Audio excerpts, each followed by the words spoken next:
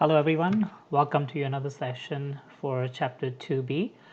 So this recording is strictly focused on chapter 2b, which is a continuation of chapter 2a Receiver module from Sage 50 2021 edition.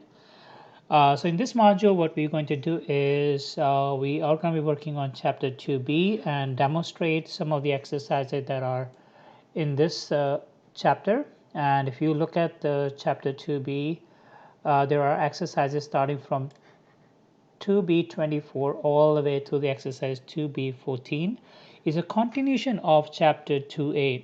So if you guys can, if you remember from from a few weeks ago when you completed chapter 2a, we went through some of the basic transaction that goes in on daily basis in the receiver module, and we had a strong understanding on how those transactions get processed, how to create sales orders, sales invoices, if you were to create sales codes, and also recording the payments, which is the cash receipts from the receiver module. Now what we're going to do is we're going to take this module to a next level where we are going to go through some of the transactions that are a little bit more complicated and doesn't happen on a regular basis, and how do we deal with those transactions.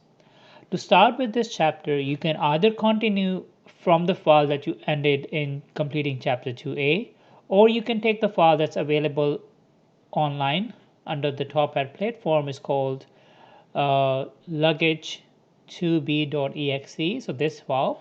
So we are going to be using this particular file to complete these particular transactions. Again, a disclaimer before I start recording, before I get into the detail of this chapter. I'm not going to go through each of these exercises. It is your responsibility to complete all the exercises, read through the instructions that are available in the test book so that way you understand what they're trying to explain. And there are a lot of exercises within the exercises that provides you extra transactions to practice. Okay, when I demonstrate, I will just take one example and show you guys how the transaction work. But when you complete the chapter, there may be a multiple transactions they're asking you to do. So they, as they're teaching you, they're also trying to give you some transactions where you can practice as well. So I do recommend all of you to complete the chapter after you listen to this video. And then once you complete the chapter, I'm going to give you additional exercise to complete as well. You can complete that. And then when you come in the following class to meet with me, if you have any questions from this particular chapter, you can write it down and we'll discuss that in class and answer those questions from this module. All right, now we're going to get started with this chapter. So just a brief about this chapter. What's going to happen is we're going to start the file from here, the 2b luggage2b.exe, and then we're going to look at some of the transactions. We'll look at how to look for the invoices, how do we create a deposit with the sales order, how do we record a retail sale by check, credit card. We've gone through that before, but we'll go through it again. Now this is the most important part, is how do we write off an invoice. If there's a customer or a company that you are dealing with and the company is getting bankrupt and you get a notice in mail that you're only going to get a partial payment, how do you record that in Sage 50? Generalizing the receipt, which is pretty simple. We have done that a couple of times. Generalizing a cash sales with the discount. So if you were to give a discount to a customer, either a senior discount or a specific discount, how do we record that? And then another important transaction that I always like to cover in my test as well is NSF. This is not a normal practice, but it does happen when customer gave you a check and there was not enough money in the customer's bank account and the check got bounced back. You get a notice from the bank that this check was NSF. Now, how do you record that NSF transaction in Sage 50? Then we look at the credit card receipts. If you have a credit card receipt, receiving money from a customer using a credit card, how do we record that? If owner is investing money in a business, where do we record that? Is it going to get recorded in journal entry or a receiver module? Will go through that. And then the last part that's important from this chapter is exercise 38, which is generalizing a non-merchandise discount. So if you remember that anytime you give a discount, it automatically goes in to a sales discount account. But now if it's a non-merchandise, this is non-merchandise check. So if you receive a check from a customer, we simply deposit that and record that as a sales. But if it's a non-merchandise check that you receive as a rebate, how do we record that transaction? The simple process is you don't select an item. All you do is just pick up a general ledger account that you want to post an entry, and you post that. It's a simple process, but again, just one extra step you have to do in recording a non-sale transaction in the receiver module. Then at the end, we're going to look at some of the reports that are useful and the company usually do print on a daily or a monthly basis. All right, so now we're going to get started. So now for us to get started, we need the file. So I'm going to go in here, click download. And again, we go through the same process to download the file. Now the file is saved. And what I'm going to do is I'm going to execute this. And I'll execute it on my C drive under Sage this folder. But if you are saving it to USB or any of the different folder, you can do that as well. I'm just going to put it here and then use that for temporary purposes. Close. Now I have the file. Now I need a Sage 50. If you're launching Sage 50, you need to go through the step of launching Sage 50 and open. And this is also something that I noticed in class. And I wanted to bring this up because that's not a normal practice. So once you have the file downloaded, for example, I downloaded the file and I put it in my C drive.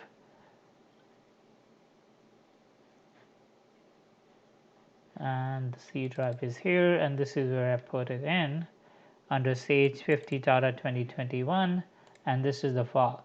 I see some of you guys in the class coming in just double clicking on this file to open.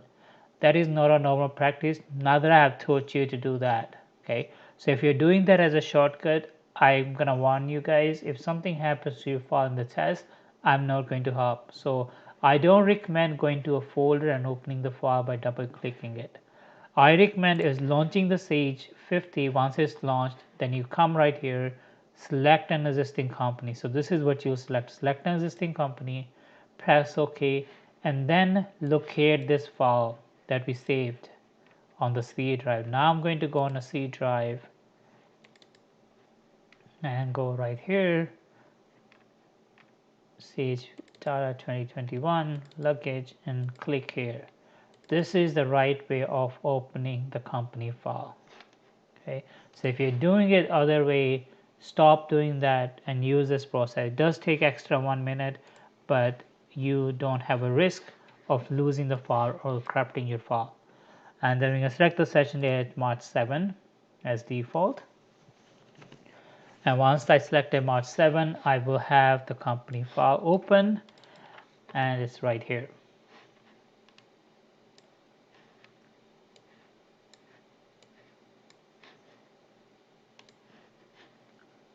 Okay, I'm going to expand this a little bit so that way you guys have a better view and you can see everything.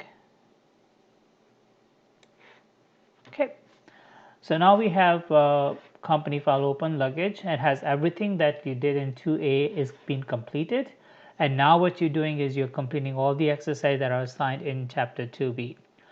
So now what I'm going to do is I'm going to demonstrate some of the transactions that I feel are a little bit complicated, and we'll do a walkthrough of those transactions. So everybody know how to look for a sales code or a sales order or sales invoice. Okay, so that's a pretty standard. If you are looking for a sales order, you can just click sales order, find an order, select the date range that you want, and there's nothing pending. And if you want to see complete, you can click there's nothing there. So there's nothing there for you to look for.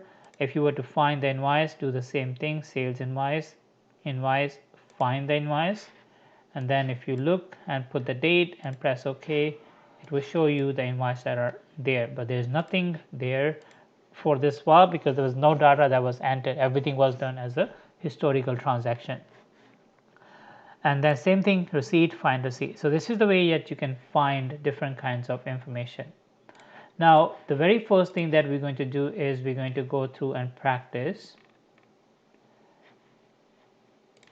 additional transaction, no, it's not so important. Journalizing a deposit with the sales order. So a sales order can be created as a simple order without a deposit, and or you can create a sales order with a deposit. Let's say Hanlon Luggage Store wanted to place an order for their briefcases, small briefcases, 10 of them. We asked them to make a deposit of $100. Let's assume that happened on March 9, and we change the session date to March 9 and say create an order. Now when you create an order, by default it's going to say pay later. So if you're receiving a deposit, you want to make sure you change the method of payment to check, and then enter the check number, and then select the customer, which is the luggage store, and the order number is already there. We don't need to look and change anything. Now you go in, pick up the regular briefcases, say 10 of these briefcases, and we're receiving $100 deposit. Okay, so that's done. That's there, 1,000. That's this. Now this is the deposit amount. So is there a deposit we received? So now if I look at it, I look at journal entry, there will not be a journal entry for a sales order because I have not put any deposit, and there is no journal entry for a sales order. But as soon as I put an amount here for the deposit, let's say we received $100 of deposit from a customer. Now I can check my journal entry, and it will have a journal entry where it's debit the bank account and credit account receivable. And then all we need to do is click record. If I don't ask you to change the term, you leave the terms as it is. Reference number is usually your check number unless you're given something else. So we record that. Okay. That's how you record your transaction with the sales order with the deposit. Journalizing a retail sale. So now let's assume the same order that was placed. Now what we're doing is we're converting that into a sales invoice. Okay, you can create the same invoice, convert the sales order into a sales invoice, or you can do that other way as well. Okay, so I'm not going to go through that particular transaction. If you were to convert a sales order, we had done enough practice last time. You can simply go in here, find the order, and click on that convert button to convert it. Or you can go into a sales invoice and create an invoice. And in here, you look for the sales order and then change whatever you need to change the sales order into a sales invoice. One common thing that I found in the test when you guys were doing the midterm test, that when you were converting a sales order into a sales invoice, you did not change the payment method. For example, the same invoice that I recorded, let's assume that if you converted that sales order into the sales invoice of March 11. So now I go in and say create an invoice, and I'm going to find that sale order that I created, which is 104. And you see that the payment method by default shows up as check. But I mentioned that this is net 30 or 210 net 30. So this one has to be changed. And I see most of you guys, not most, I would say few of you guys didn't change the method. So therefore you did the entry as debit bank account versus debit account receivable. So you always have to make sure the payment method is being checked every time you record a transaction. Now here if we fulfill the full order, we just put 10 here, and that's your amount. And the deposit was already there, so it gets automatically applied, and this is the remaining outstanding amount. Okay, so if you don't select the right payment method, this will be an error, and it will be incorrect entry. So now if I'm posting this entry, I can simply review my journal entry on a screen before I post, and that's my journal entry. Now see, it's debiting account receivable by the full amount, not by less $100, because that entry was done previously. Now we do is click post. Okay, so now if you were to record a sales with a cash, credit card, or by check, all you have to do is just change the payment method. Okay, so if you're doing a payment invoice by check, cash, or credit card, you don't need to add a vendor. You can just enter the name of the vendor, then it gives you an option. Do you want a quick add or you want to do a one-time customer? You can select the option, but if I tell you to do a quick add, make sure you do a quick add. If I ask you to do one-time customer, you can do a one-time customer. That's entirely up to you. Okay, And if I'll give you the option as what the payment method is, make sure you select the payment method. I'm not gonna do the entry, but I'm gonna show you guys if I change a payment method to check, to credit card, the entry looks a little bit different, because when you charge somebody on a credit card, the credit card company will charge a fee as well. Okay, so now if I look at my journal entry, see there's a credit card charges. So there's a credit card charges that automatically gets applied when you select the option as a credit card. So if you don't select this option right, and your entry will definitely be wrong. Now you see that anytime there's a cash or credit card or a check payment, it automatically applies a 2% early discount. If that is the company's policy and I gave you that option that you are giving a 2% discount, then you apply that here. Okay, and always watch, if you're giving a trade discount, you put the percentage here, but if you're giving a cash discount for early payment, then you put the discount right here. So that's something that you have to keep an eye. If I ask you that we're giving a discount such as senior discount or a trade discount, we put that right here. But if I say early payment discount, anything to do with a payment discount, that goes at the bottom, which is right here. Okay, anything other than a payment discount will go right at the top. Okay, the reason why this is important, because when you apply a discount here, your HST is calculated after discount amount. But when you give an early payment discount, that discount is calculated not on before taxes, it gets calculated right here, and the taxes are getting charged. So the discounts gets applied after the 1356, and the taxes are calculated based on the full amount. So it is important you pay attention towards that. I'm going to discard this transaction. All right, so next type of transaction we have is adding a note to a customer file. Is pretty simple. All you do is go to a particular customer, and there's a place there for putting memos. So you can put notes in here that you want, and if you want the note to be populated on a particular date, you can select the date. When somebody logs in, or when you log into a file and it is that particular day that you are in, it will send you a reminder. But if you don't put a reminder, then the note will simply stay here in this customer profile. And then you can clear the memo once you finish with the information that you needed to be there. Journaling a cash sale with the discount. So this is where I was telling you about that senior discount or trade discount. So let's assume that I made a sale to a customer. I sold a briefcase. Let's say it happened on March 13. And then we go in to create a sales invoice. And this was payment by cash, and we just did a one-time customer.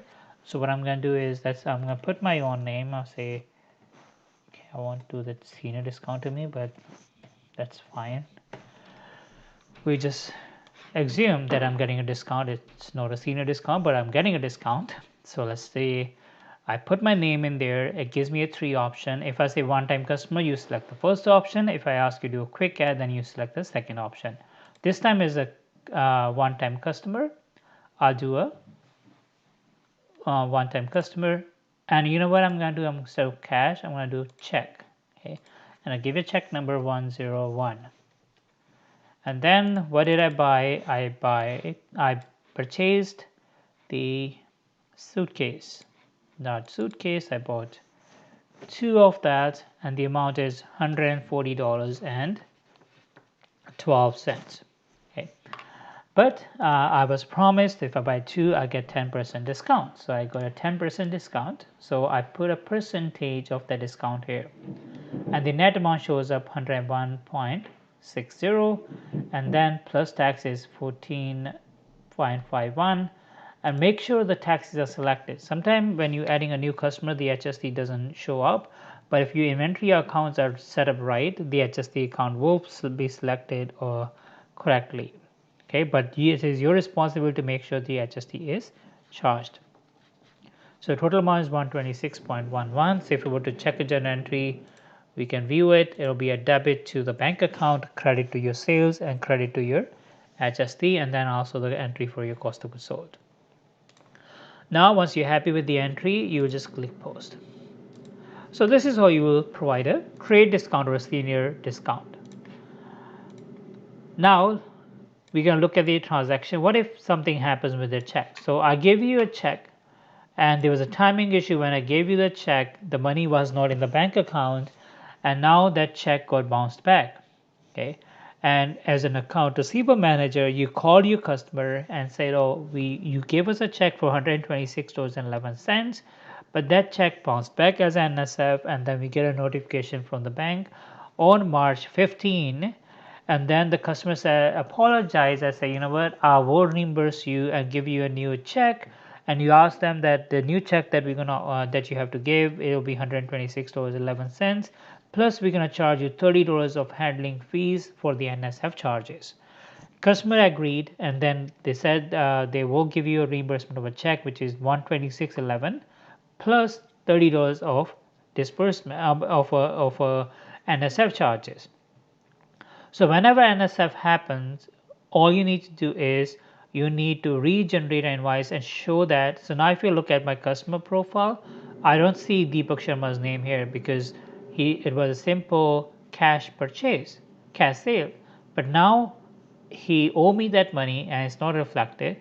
So now what I have to do is I need to create an invoice. Okay, that invoice is not going to be invoice for sale of product, but it is going to be an invoice that shows me that he owes us $126.11. Now, how do I record the NSF charges, NSF invoice? I go in, change my session date to March 15, go into create invoice. So when you're doing NSF, you're actually creating an invoice. So now you're going to do a pay later because he's going to give you a check. You don't have a check in your hand. And now you're going to do a quick add to that customer. So here you're going to say Deepak Sharma. Now I won't able to do a one-time customer. I have to do a quick add because I need to show them in my customer profile. Instead of putting an invoice, I'm going to put NSF. If you have the invoice number, you can put the invoice number dash NSF, but I'll just simply put an NSF. Date as March 15. I'm not selling anything, so we don't need to select the item. I just put quantity as 1. Under the description, I say NSF of check 101. Now the amount that I have is 126.11. Okay, if you don't remember the amount, you can always go in and look at and find your invoice and pull up the exact amount of the total amount that was on that invoice. You don't look at the before taxes, you look at the full amount. Now, are you going to charge tax on that? The answer is no, because he already charged them the taxes. The taxes were already included, this 126. Now, is this a sale? The answer is no. So what is that? That is the money that we're going to receive from the customer. So what we're going to do is we're going to click on the sales and change that amount to a bank account. Why are we selecting this bank account? Because when we made a sale, we debit the bank account and credit the sales. Now the bank said this was NSF. They took the money from your bank account. So now the bank, what have done was they actually credited your bank account, and that's what you're doing here as well. Instead of crediting the sales, we are crediting the bank account. And now we're also going to charge him the handling fees. So if you have an item, let's look at the item to see if we have handling fees. We have a handling fees right here, and we say this is a 1, and the amount that we're charging is $25. Okay, now do we charge HST on that? If I tell you this, the handling fees is with HST, you put the HST. If I say this is a handling fees without the HST, you just put the 25 and don't add the HST in that. Now the term, because this is due now, so you don't put no term there. Now if you check the journal entry will be debit your account receivable and credit your bank account, because this bank account is the money that came back as NSF, and then the $25 are handling fees that you're charging. Once you finish, you click post. This is how you record a NSF transaction. Applying a new deposit to the invoice, that's pretty simple. All you need to do is just take a deposit and apply against the invoice. So all you need to do is go into a receipt, create a receipt, and then put the amount that you want to pay, and then the invoice will show up, and then you apply it. Okay, so simple process. We have done those entries in the chapter as well, but here in the exercise 35 you will do some more practice of how do we apply those deposits against the invoice. Journalizing a credit card receipt, that we have talked about as well. So it's nothing different than creating a payment, but it's paid by, you change it to the credit card. Now the only difference is that when you change this to a credit card, there will be a credit card charges that will be automatically pops up when you record the transaction. So typically for you there won't be much difference other than you selecting the payment method as a credit card, and everything else will automatically be popped up.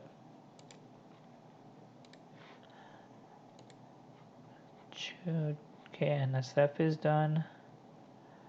I'm going to go back here, journalizing a partial write-off. Now this is an important transaction, and I want to make sure that you understand the basics behind how to do that.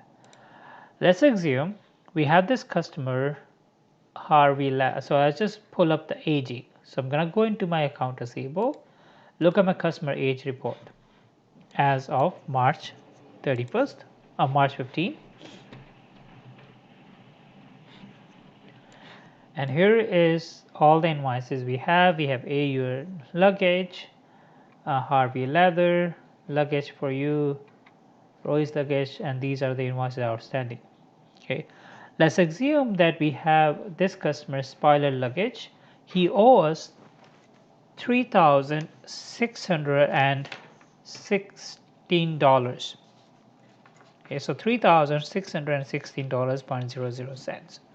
You receive a letter from a law firm stating that the spoiler luggage store has gone into a bankruptcy, and you will be receiving a deposit of $1,000 as a full settlement for the money that spoiler luggage owes to you. So technically, out of $3,616, you're only going to receive a $1,000. Okay, so that means that you have to write off $2,616. Okay. So whenever you get a letter like that, it's a two-step process. First, you have to do an entry for write-off.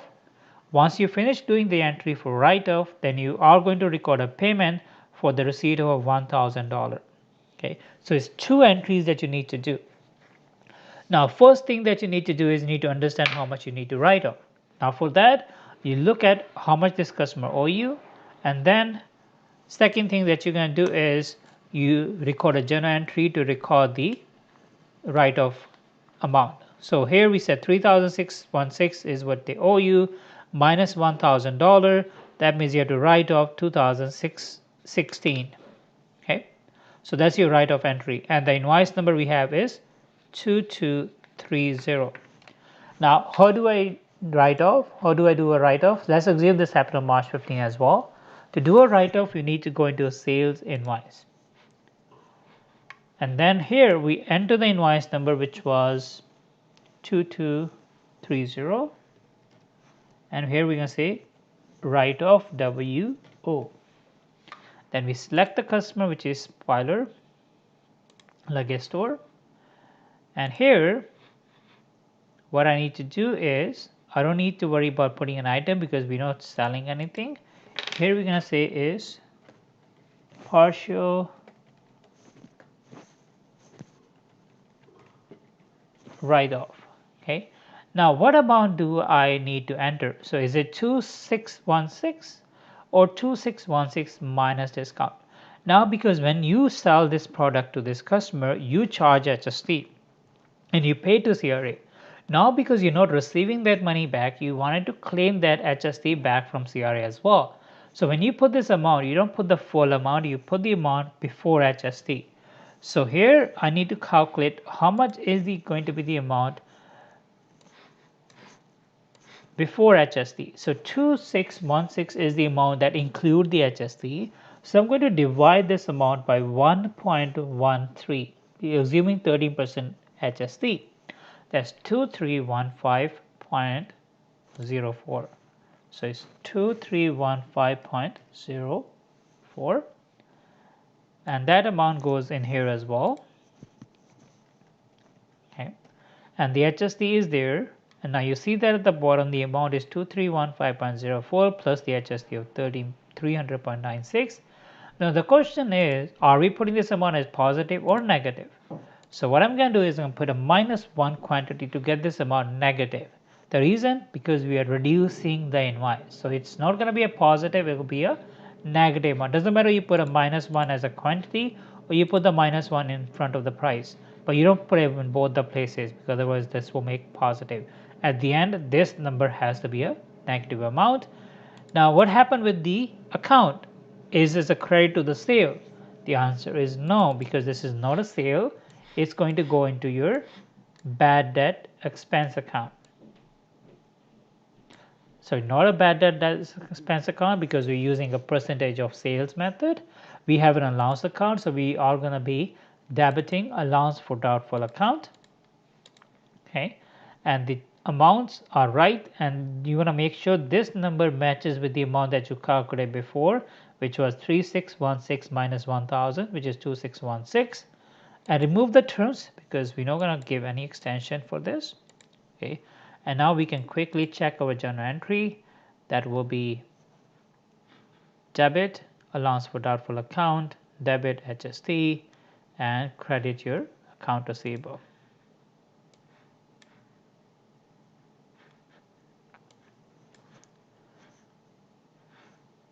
Okay, and then you click post. Now once the entry is posted, you close this screen, and now you do the second step, which is receiving payment for that 1000. So now if you see this spoiled luggage, now the amount has dropped down to 1000. Now what you're doing is, now you're doing the second step, which is recording a payment. So here, create a receipt, and now we say that we receive a check, and the check number was 9876, and we put the same number on the receipt as well, 9876. And here we put the customer spoiler luggage. Now you see that it shows up the regular invoice, and we put the regular amount here, and then the second line shows up the write-off as well. We put that negative amount as well. Under the comment we say partial payment received for full settlement. Okay, and now I can check my journal entry. The journal entry will be very simple, as debit the bank account with $1000 and credit your account receivable, and then we click post. So this is how you will do a write-off of a customer invoice. That's done. Credit card receipts is pretty simple. Owner investment. So when owner invest money, we all know that it's going to be a journal entry that's debit your bank account and credit the shareholders equity or a share capital account that we have. So in that case, what do we need to do? So we have two ways of doing the journal entry for recording a cash receipt. You can either create a receipt and select and create a customer name, the owner name. So you know it's not going to happen here. You can do it as an invoice, but you don't put select an account for the inventory. So you don't select the item from the sale, but select the GL. But some people are very strict that they don't want to use this module to record owner's deposit. The reason being is that because this strictly focuses receivables on a customer. So for that reason, they recommend if there's any non-customer transaction that happens, you do that in a journal entry. So you come in here, create a journal entry, put the memo as owner investment, put a comment as owner investment by whatever check number, then do a journal entry which is debit bank account and credit the owner's investment account with the amount. So this is a common practice to record the owner investment in a journal entry versus recording in the receivable. Okay, I don't see anybody doing that in the receivable module, but if you were to do it, you can just create an invoice. But it's against the rule, because here you have invoice number. Now instead of invoice number, you're going to say owner investment. which is not right. And then instead of selecting the quantity or the item, you just put here a description called owner's investment, put the amount and select the account as a investment by owner. Typically is doing the same thing, and here change the method from pay later to the bank. Then it's going to do a journal entry as debit to your bank account and credit to your share capital, and then you don't put the taxes as well. So there's so much information that you could have used, but you're just deleting those information.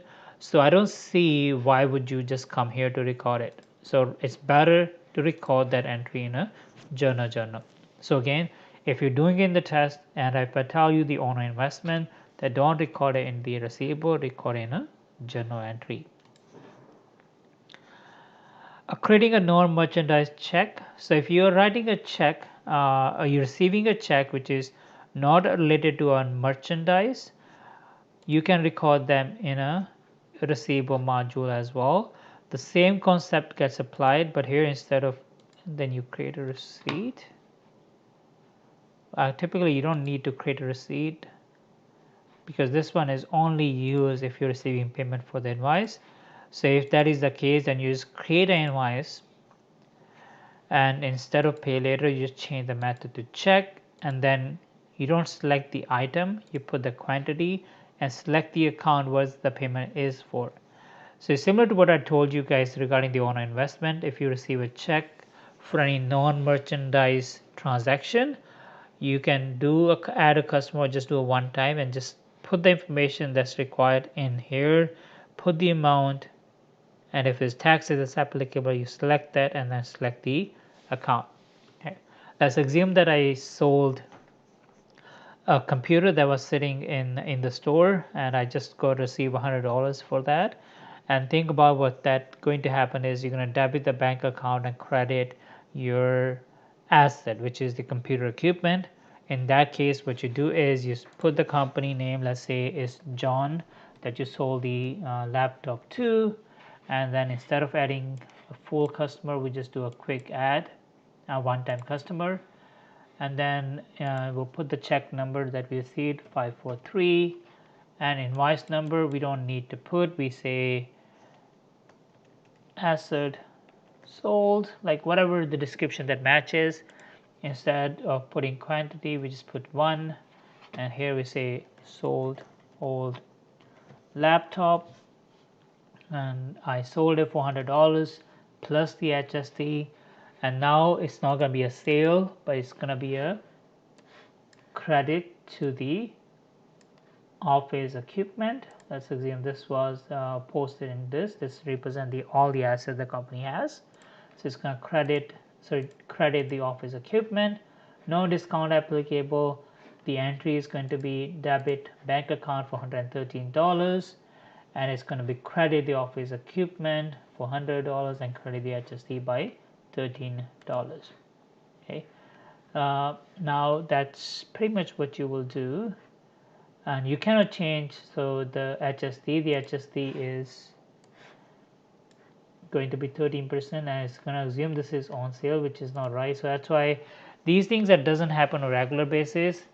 So if you were to do it here, you can have the option to record the sale or receive a check in here, but if you don't want, the second option is that you can do the same thing what you did for the owner's investment, you record that in the journal.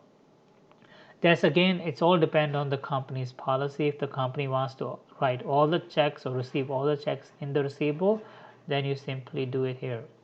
Okay, so if I were to do it here, I'll just do it this way and then click post, and then this closes. Okay, so this wraps up everything that you need to know from this chapter. Once you completed these transactions, you will understand everything that you need to do from the receivable side. And then the few reports that I recommend you to review, you have been doing that, so it's nothing new for you guys. You can do customer age report. If I ask you a pending sales order, you can do it here. If you want to see only the customer sales, you can click on the customer sales. And if you want to see the inventory reports, you can look at the inventory and pull up the reports that you need. You can also print customer reports as well. I think we did talk about it previously. The customer statements here. You can print them here as well if you need to send it to the customers.